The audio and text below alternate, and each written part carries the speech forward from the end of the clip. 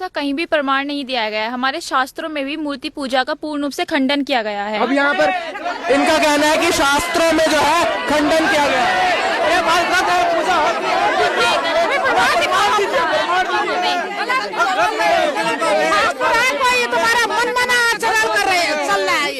देखिए, आप इनका कहना है कि आप मनमाना आचरण जो है बता रहे हो। अभी तक आप इनको बता रहे थे, अभी आपको कह रहे हैं कि आप मनमाना आचरण बता रहे हो। देखिए, हमारे गुरुजी संत रामपाल जी महाराज ने बताया है कि श्रीमद् भागवत सुधा सागर के अध्याय 84 में एक प्रकरण आता है कि केवल जल में तीर्थ ही तीर्थ नहीं कहलाते और मिट्टी या पत्थर की मूर्ति देवता नहीं कहलाते, बल्कि जो सत्पुरुष है वही तीर्थ और देवता कहलाता है। और सत्पुरुष तो केवल दर्शन मात्र से ही हमारा कृतार्थ कर देता है और देवता की उपासना करने से हमारे पाप भी नाश नहीं होते।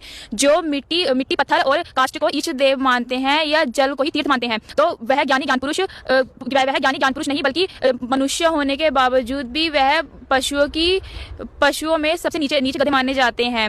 और हमारे गुरुजी यह भी कहते हैं कि श्रीमद् देवी भागवत महापुराण के द्वितीय खंड के 9वें स्कंद में अध्याय 7 के श्लोक 38 से 42 में भी मूर्ति पूजा का पूर्ण रूप से खंडन किया गया है।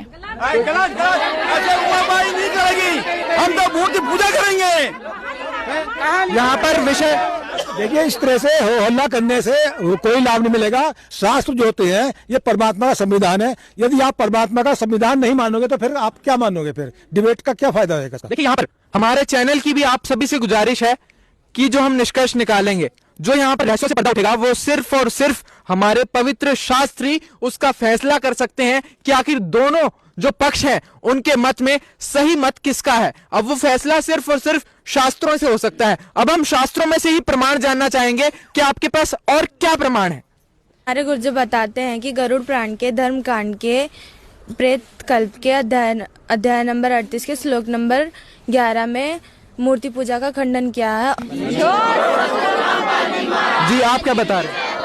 जैसे कि श्रीमद् भागवत प्रथम खंड 3 स्कंद में मूर्ति पूजा का पूर्ण रूप से खंडन किया गया। इतने सारे प्रमाण देने के बावजूद भी आप ये खुद ही तय कर सकते हो कि मूर्ति पूजा सही है या गलत। बंदी छोड़। तो यहाँ पर संत रामपाल जी के शिष्य बार बार जो है ढेरों प्रमाण प्रस्तुत कर रहे हैं।